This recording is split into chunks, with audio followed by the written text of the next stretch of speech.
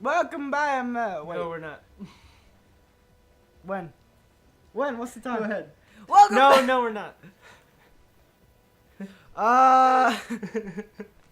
Welcome. No.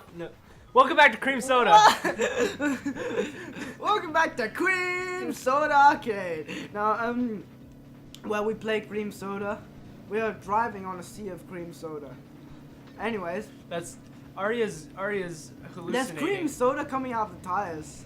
Ah, you fool, Murray. You fool, Murray! We've not talked about that yet, have Uh, we? Oh! Okay then, Murray. Well, That's a real. you fool, this Murray. is not gonna happen. Okay. I will finish talking this thing about Ocarina of Time. In Ocarina of Time, Oh. it's really like. It's really I thought you like. were gonna talk about Lewis. Well, we're not supposed to name names, are we? But I mean, they don't know which Lewis. And I mean, it's kind of. Just call That's- everyone like. This is the one. Just call everyone Matthew from now on, okay? Matthew Evans is every person No. that we have a reference. No. But the joke is the name for us, so we kind of have to explain it that way, I guess. Okay, well basically, so one time we were in school, I was in school and I was doing maths, and then our teacher was handing out some sheets, and he got Lewis to hand out some sheets, and then Lewis like dropped them all over the floor everywhere as he was passing it, as the maths teacher was passing to him, and the maths teacher said, "You fool, Lewis!" And his like voice really like like shot up, and like he was joking, but it was like really over the top, high pitched yell. It was amazing. I wasn't there, but the iterations of it have come to my ears, and it is glorious. Well, we'll finish this point about Ocarina of Time. God damn it! In Ocarina of Time. 3 episodes in, we still haven't finished this conversation. Look, okay. This is the first session all over again. There's like a story to Ocarina of Time and an atmosphere to Ocarina of Time. And I'm sounding angry right now, but I'm not. Sounded like Aaron. There's a story to Ocarina of Time and an atmosphere to it. And the thing is, the way it's presented is like a sort of, I remember the point I forgot, but go on. Wait. It's like a sort of storybook type deal, like a traditional story, the way it's presented, like as if you were reading a book, but like it's in a game form instead. Uh-huh. So like that's And why who- certain areas are locked off before you can get there, because like a story, it needs pacing, just like a film or like a book. It needs pacing to like for the story to like have the proper effect. Otherwise, it will just be like a jumbled mess. Okay, I have a thing. Go on. So, Aaron also makes this point, and it's that, Dingle. There's all this information, right, that they throw at you. You were talking about, like, the culture that they Yeah. show and the things. And a lot of people don't. No, have let me the- finish saying thing. They this is being mean. I'm just saying. Go on. Just go on. So, Go on. So there's all this information that they spit at you through text or through conversation or dialogue or errands. And it's like, why don't they integrate it into gameplay? Yeah. That it's a game. Like that's what it's what the medium's about, is conveying a story or conveying feelings through the game. So like, let's talk about Gorons, right? Like this, I think this is the example Aaron uses. It's like they're starving of eating boulders. Yeah, but there's rocks everywhere. But why not have a Goron who helps you in the dungeon, who follows you around? And like as he eats rocks to heal, but then as there's less rocks, he's like upset because he's hungry, and you can see all of it, as opposed to someone spoon feeding it to you. And like it's all well and good, and I think actually discussing this, I'm realizing the reason why a lot of people are okay with it is because it's a break in the engagement, and it's a refreshment. But you could also argue like a break in the engagement could be taking a break from the game, you know. And yeah, I don't know. I just wanted to say that. I think there's a lot of information that they give you that they could show you. or maybe that should be the focus is helping the player to experience something, because that's what that's the specialty of the medium. Like, why make a game if you're just gonna fill it with text and cutscenes? Why not just make a movie or make a cartoon or something, or a book? Like, if you want your story to be in a game setting, then use the medium to its full extent. Is I guess the point I'm saying. And of course, like, that doesn't mean like never use cutscenes or never use text. It's hard not to talk in extremes, and it's hard not to be heard in extremes. I understand both sides, but I'm just making the point, since we're simulating an argument, I guess. Well, like, with the whole extremes deal, I get that when it comes to, like, games, a lot of people as they should, prioritize that, like, gameplay should be the highest order, or, like, I'm really wording this badly.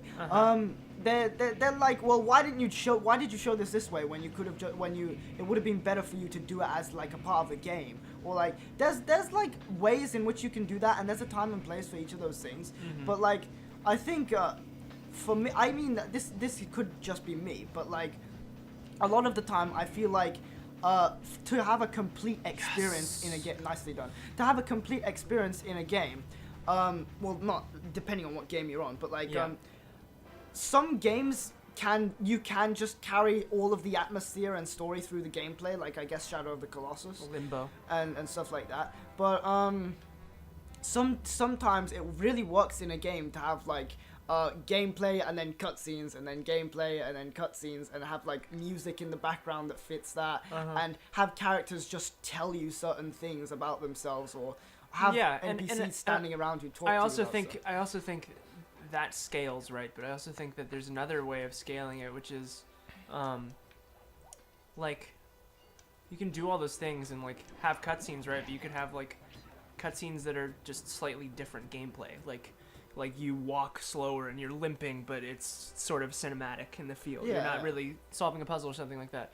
Or I guess my main problem is that a lot of people when a lot of like game savants who like really want to have the best game possible treat it as like an abhorrent sin that everything isn't shown through gameplay.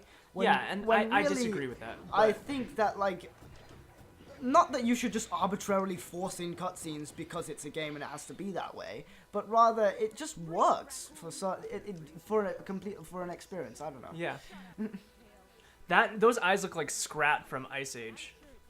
Behind her, I guess. Oh wait, behind her. Yeah, look behind her if it goes back.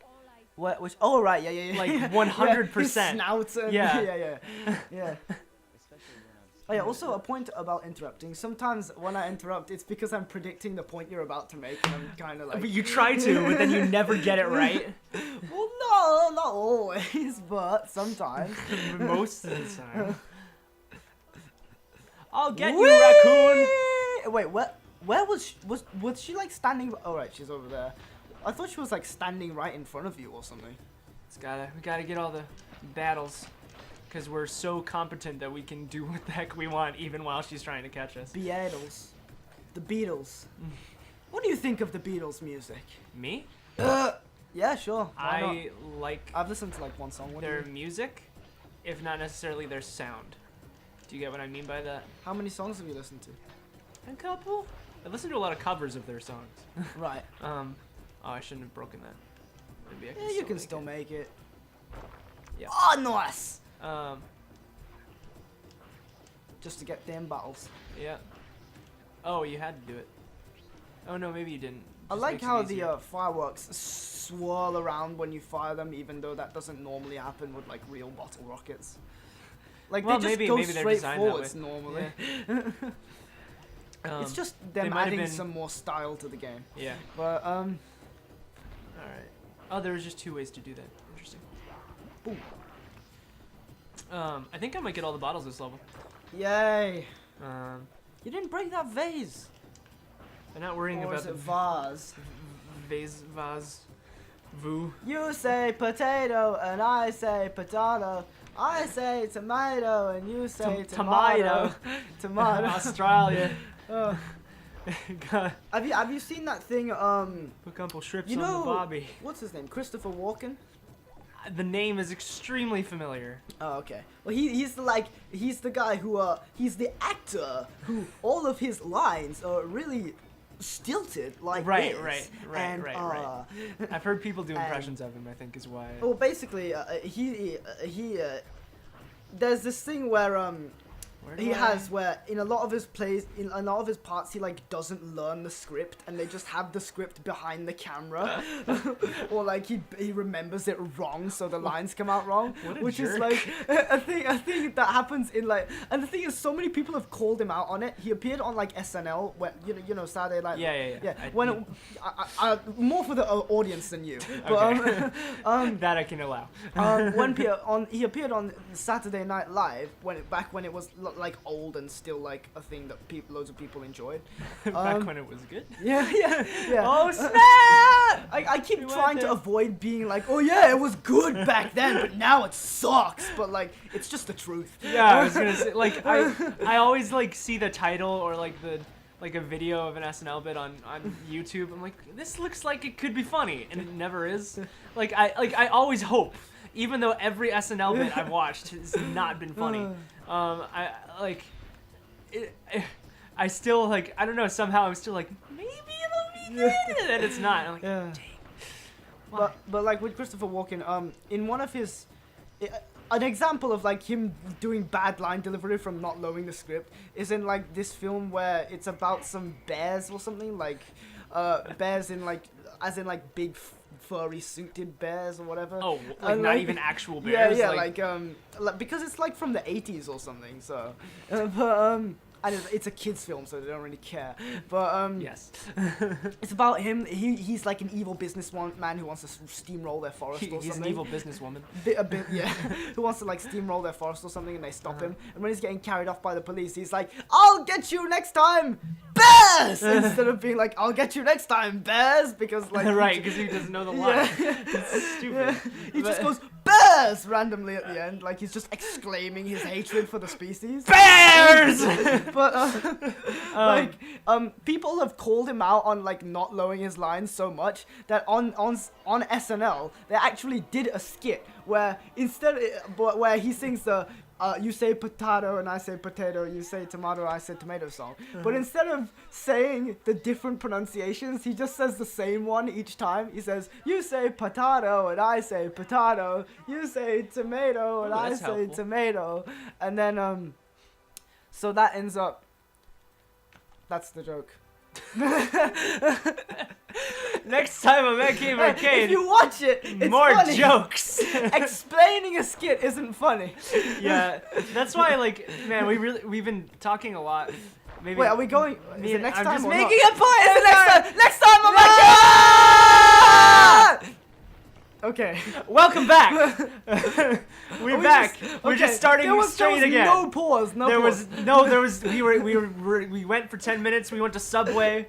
We bought a pizza At Subway. Subway does pizzas now. It's a special deal that they're doing with Nando's, only in the UK. Nando's.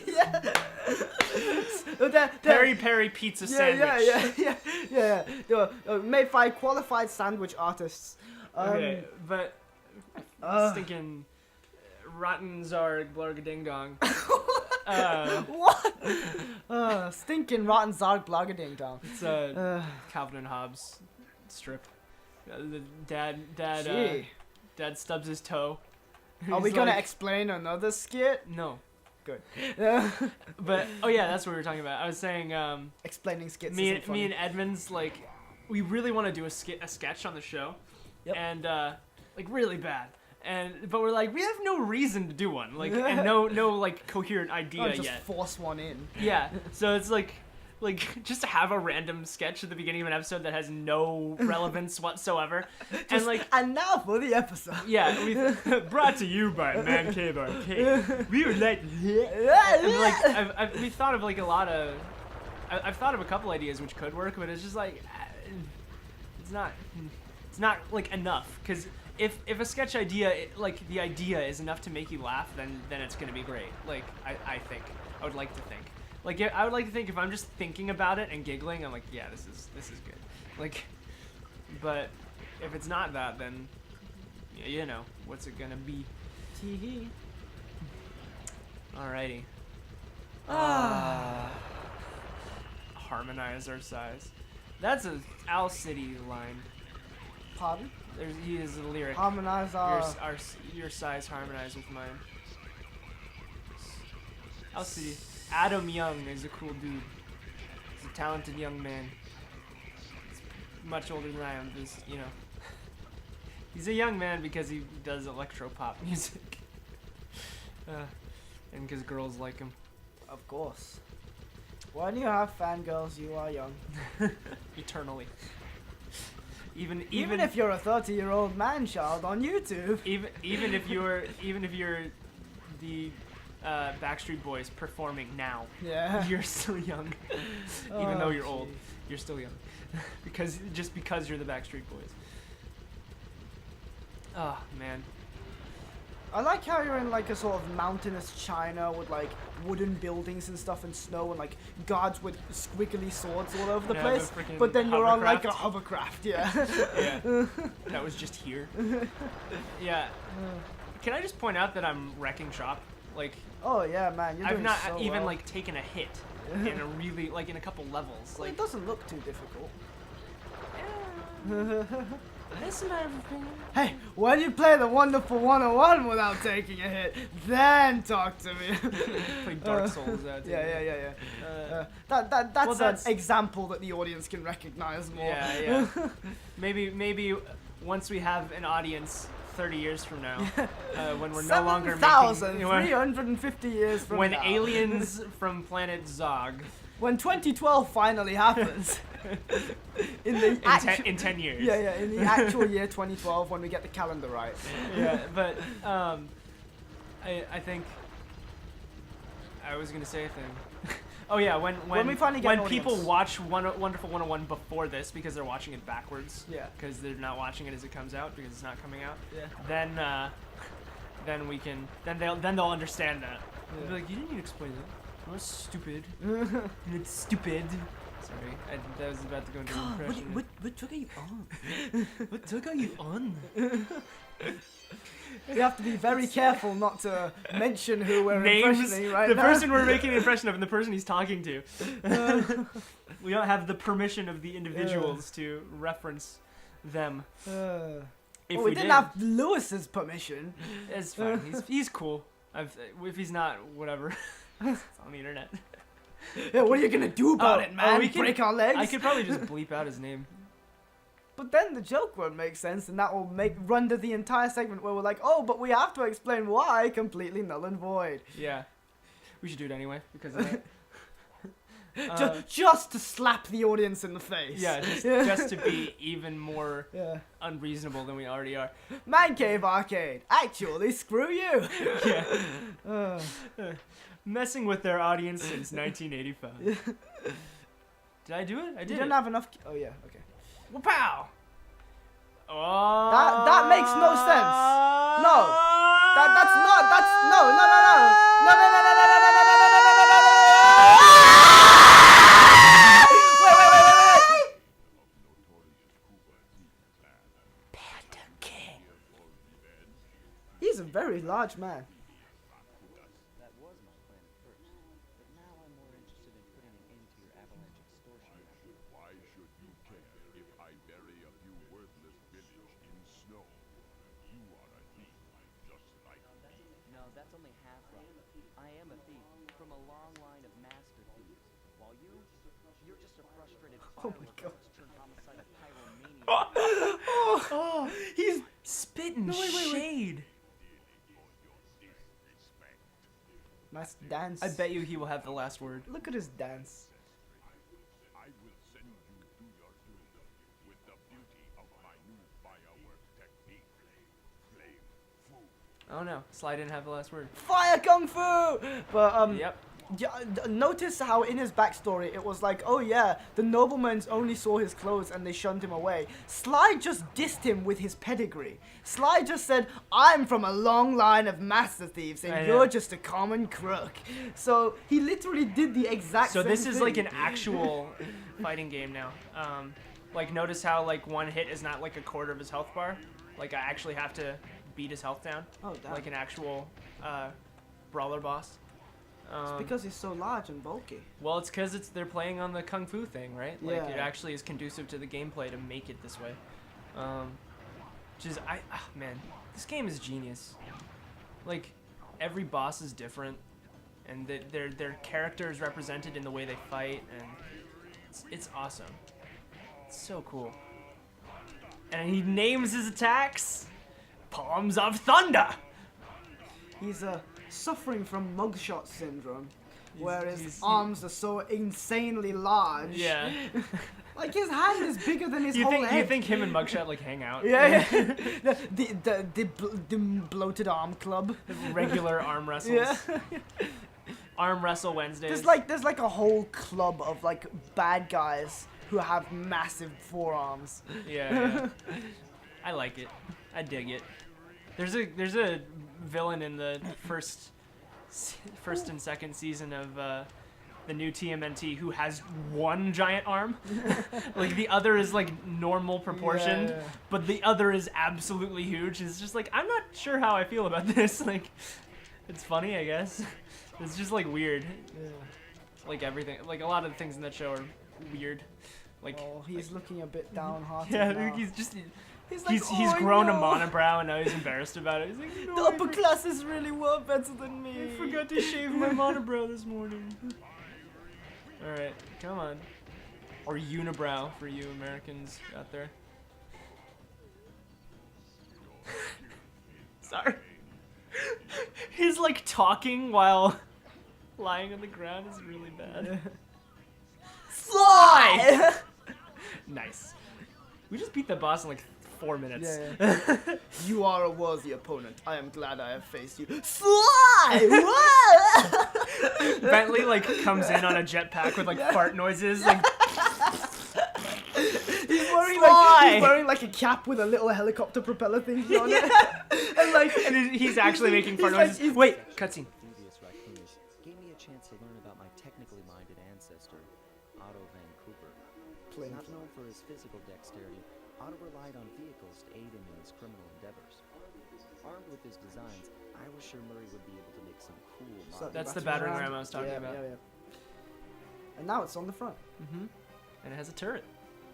The turret! We talked about putting a turret on the van, and they did. A frustrated Inspector This game was Fox, reading our minds. having missed me coming down the mountain, threw the Panda King in jail, thus putting the end to Hot his Latin avalanche Spitfire of puts Fiery Panda on ice. and ensuring the safety of mountain villages man. throughout China. Glorious. Spitfire, My because gang and I this had a was time about picking up some shopping in Las fireworks. Vegas. Thoroughly relaxed, Or we headed rickshaws. home to plan our next move. Rikusho. Alright. Yeah, put Murray on the rickshaw.